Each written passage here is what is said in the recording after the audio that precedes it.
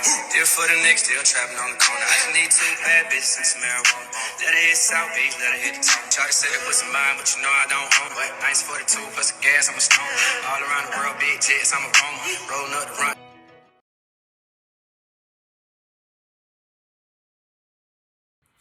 Good morning and happy Friday, everyone. I kind of wanted to start these motivational videos over again. Back when I was posting them was literally right before the pandemic hit, and we kind of went into this like chaotic place in the world and in the country, and so I kind of stopped. It was just a lot, I guess, and I think I'm ready to. I know I'm ready to start this over from a more genuine place. I have done a lot in the last year. In 2020, as we all know, was a crazy year. It was a year of clarity. It was a year of realignment. It was a year of vision. They say 2020 basically kind of opened the veil, or released the veil that was kind of over most of the world, and it kind of separated. It further separated the woke ones, you can say. Separated the woke ones from the sheep. And what I mean by sheep is those who kind of just believe in everything that they hear without doing any research.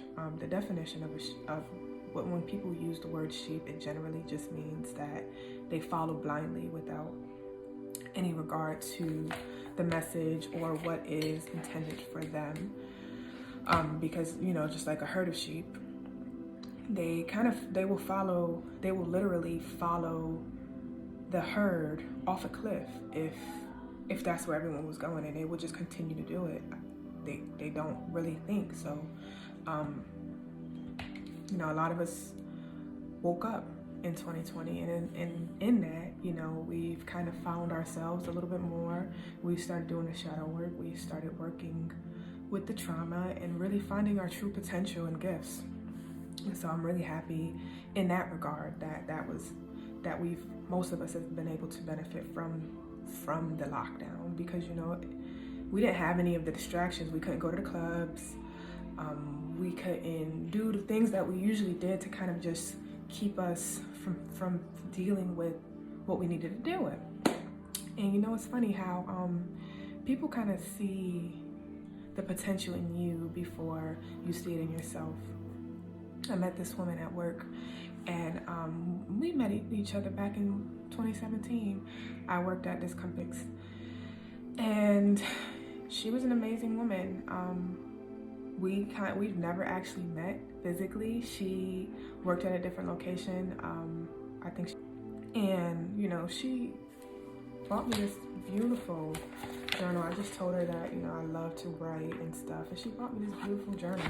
And the message that she wrote in it in 2018, guys, okay, she wrote this in 2018, was, Dear Vanessa, I saw these simple things in the store and thought you could use them to write down all of your brilliant ideas for your new business, and something to remind you of how amazing and dynamically powerful and beautiful you are. I continue to be in awe of you, and I am so honored, and excuse me, I'm getting a little emotional, and I am so honored that you have allowed me to be a part of this adventure. I know that you are doing is going to help so many children and families. God is going to bless you and your family richly and abundantly. Take time to listen to him, and he will take you places you never thought possible. And when she wrote that, of course I thought it was beautiful. But at the time, I didn't see that within myself. So that's why I'm getting emotional, because it's just like, could you imagine if we just saw in ourselves what others see in us without having to go through so much trauma and so much drama and lose ourselves just to find ourselves? Like, could you imagine if we just was who we were supposed to be? It took a lot of legwork and a lot of listening to God and to the universe, and to to my inner self. You know, I've really kind of taken the spirituality journey pretty seriously, and I decided that in order to get in tune with myself, I had to go down that path. And you know, we all choose different paths. You know, maybe the spirituality journey isn't for you, but I know for me personally, it has helped me tremendously.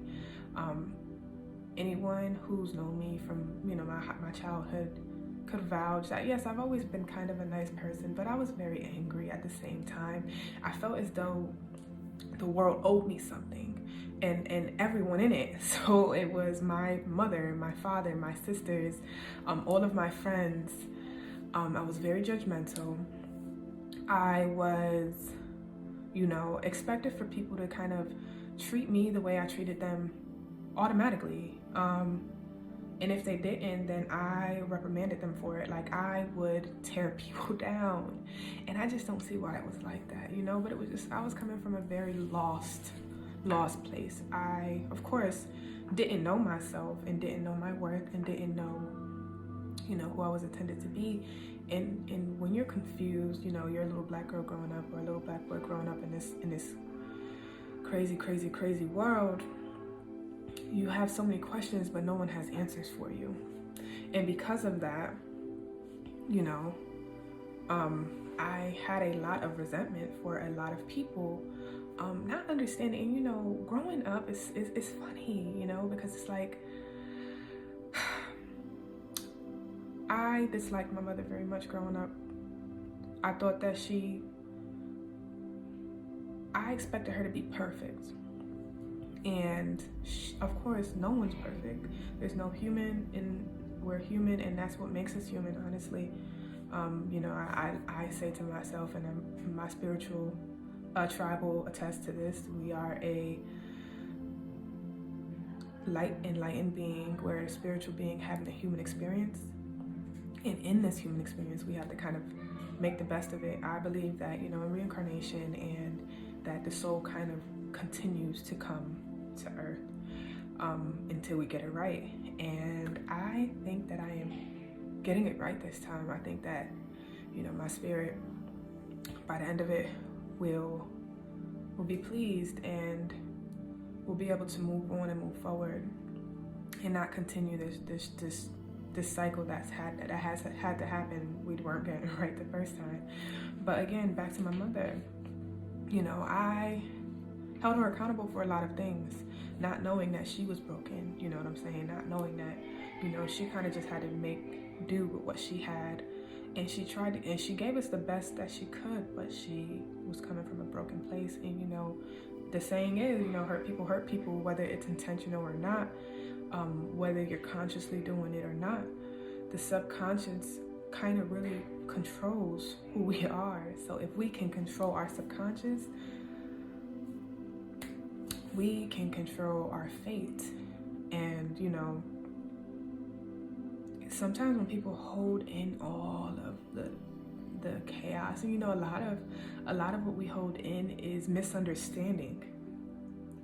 I know I realized that myself.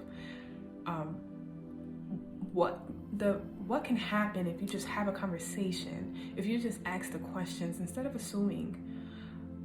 We create these thoughts in our head because we assume that this person knows this or intentionally did this, and we don't understand the reason on why they did it. So then we create a reason for ourselves, and 9 times out of 10, that reason is first incorrect. Second,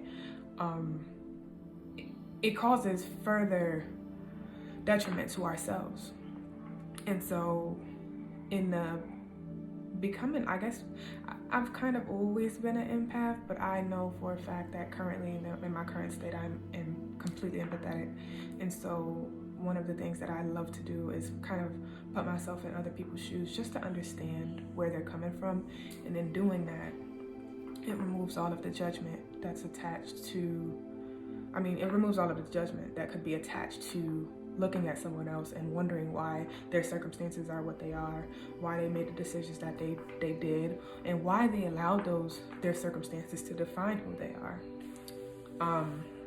And like I said, with my mother, even with our living circumstances, is like, why did you have us if you couldn't afford us, not only afford us, but why you couldn't guide us to be the woman that we needed to be, and you couldn't be the mother that I needed you to be. But you know, again, we're all human. And you know, honestly, when I had my oldest son, I found myself repeating a lot of the subliminal messages that my mother used to say to me.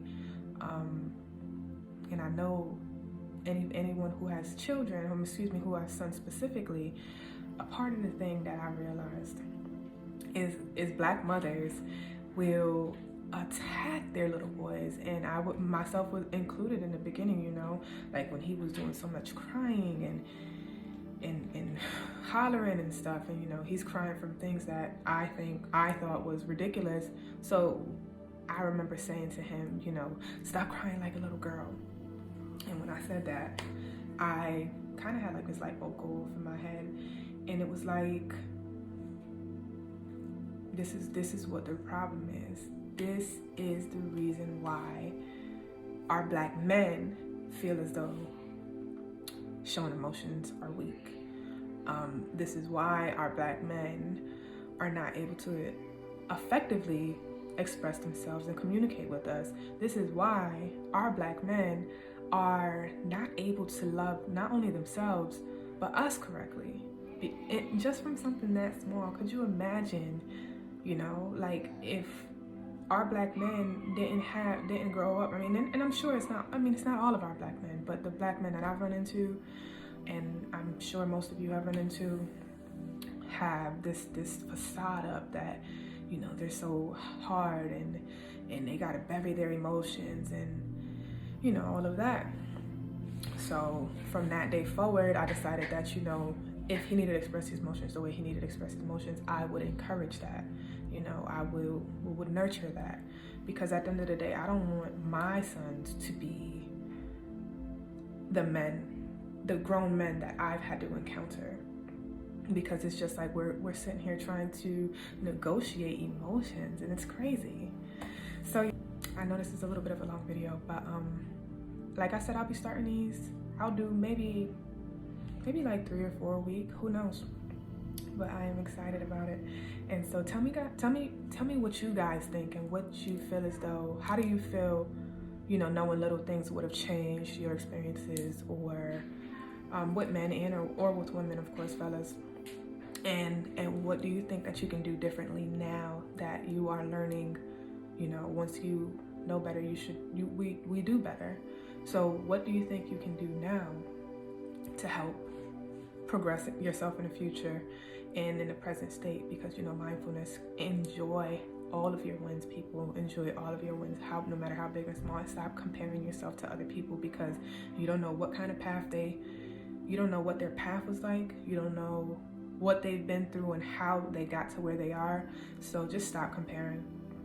Your path is for you, and the way that and how long it takes is just how long it takes. It doesn't matter. I love you guys. Bye.